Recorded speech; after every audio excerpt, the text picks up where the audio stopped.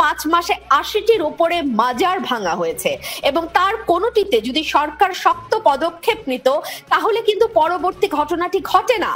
এরকম হামলা আমরা কিন্তু দেখি নাই, কিন্তু এখন পরিস্থিতি এতটাই নাজুক এবং এটাকে কন্ট্রোল করার কোনো রকম কোনো ক্যাপাসিটি এই সরকার দেখাতে পারছে না। আমাদের একটা ভুল ধারণা ভেঙে দিলেন ব্যারিস্টার রমিনা ফারহানা ম্যাডাম। আমরা এতদিন মনে করতাম যারা রাজনীতি করে তারা ঢপ মারে, কিন্তু আজকে একটা কথা শুনে ম্যাডামকে হৃদয় থেকে ওনার জন্য আমার রেসপেক্ট বেড়ে গেল, সম্মান বেড়ে গেল, শ্রদ্ধা বেড়ে গেল। উনি সরকারের কাছে জানতে চাইলেন যে 100 অধিকের মাজারের মধ্যে হামলা হয়েছে, সরকার কেন নীরব? এগুলো কারা করলো?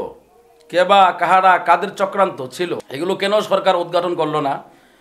এই জন্য আমার বোন তিনি সরকারের কাছে বার্তা দিলেন। এই জন্য আমার হৃদয় থেকে বোনকে আমি ধন্যবাদ জানাই যে উনি এ সম্পর্কে সরকারকে অবগত করলেন।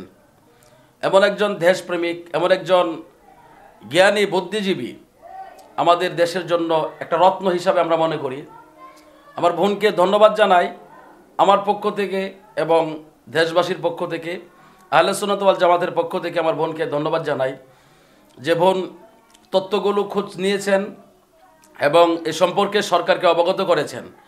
এটা আমাদের জন্য খুশির সংবাদ এবং আমরা হৃদয় থেকে বোনের হায়াত কামনা করি।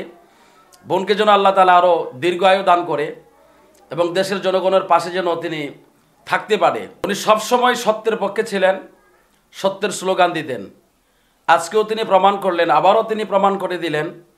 তিনি আমাদের কাছে, তিনার শ্রদ্ধা আরও বেড়ে গেল ওনার জন্য আমাদের।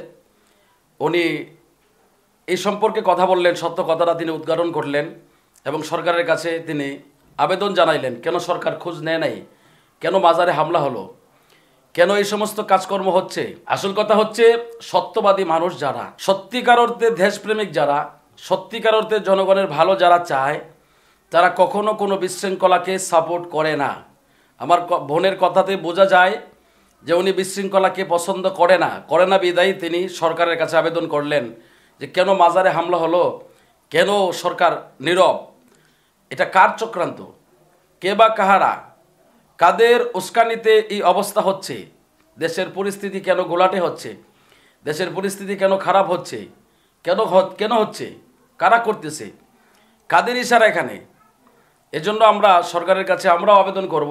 আমার বোনের সাথে কণ্ঠ মিলিয়ে আমরাও বলতে চাই, সরকারের কাছে জানতে চাই কেন মাজারে হামলা হলো, কেন সরকার এটার তদারকি করলো না, কেন তদন্ত করলো না। আমার ভাই গিয়াসউদ্দিন তাহিরি সাহেবের ওপরে একটা মিথ্যা মামলা দিয়ে সারা দেশ ওলটপালট হয়ে গেছে, সরকার বাহাদুর প্রশাসন সব তার পিছনে লেগে গেছে। তো ছোট্ট একটা ইস্যু নিয়ে যদি এতটা তোলপাড় হতে পারে আর এতটা অ্যানালাইসিস হতে পারে, এতটা যাচাই বাছাই হতে পারে, তো যেখানে আল্লাহর ওলির মাজার, যেখানে মানুষ গেলে আত্মায় শান্তি মেলে, যেখানে মানুষ যায় আল্লাহর কাছে প্রার্থনা করে, আল্লাহর ওলির ওসিলা ধরে আল্লাহর কাছে প্রার্থনা করলে তাদের মনের আশা পূরণ হয়, আল্লাহ তাদের মনের চাহিদা পূরণ করে দেয়।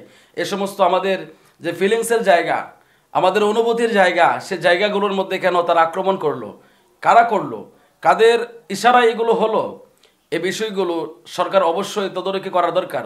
অবশ্যই সরকার এদিকে নজরদারি করা দরকার। প্রশাসনের ভাইদেরকে অনুরোধ করে বলবো, আপনারা এখনও যদি আপনারা শক্ত হাতে এগুলো দমন না করেন, দেশের পরিস্থিতি আরও খারাপ হবে।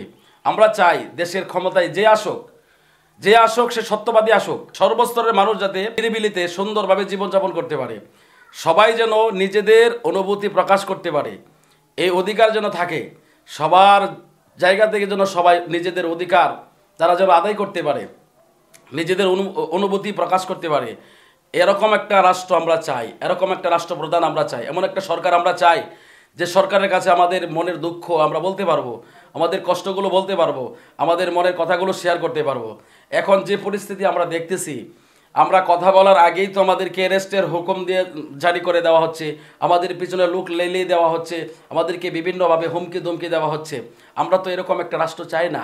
আমরা এমন একটা রাষ্ট্র চাই যে রাষ্ট্রের ভিতরে শুধু মুসলিম না, হিন্দু, খ্রিস্টান, বৌদ্ধ, নাসারা, অন্যান্য ধর্মাবলম্বী যারা রয়েছে প্রত্যেকের জায়গা থেকে সবাই যেন নিজেদের স্বাধীনতা পায়, এমন একটা স্বাধীন রাষ্ট্র আমরা চাই, এমন একটা স্বাধীন রাষ্ট্র আমরা দেখতে চাই। আমরা ওই দিকে আমরা ঝুঁকবো যিনারা দেশের মানুষের গুরুত্ব দিবে, যারা মানুষের অনুভূতিকে গুরুত্ব দিবে। আমরা এমন একটা রাষ্ট্র চাই, আমরা এমন একটা দেশ চাই, আমরা এমন একটা সমাজ চাই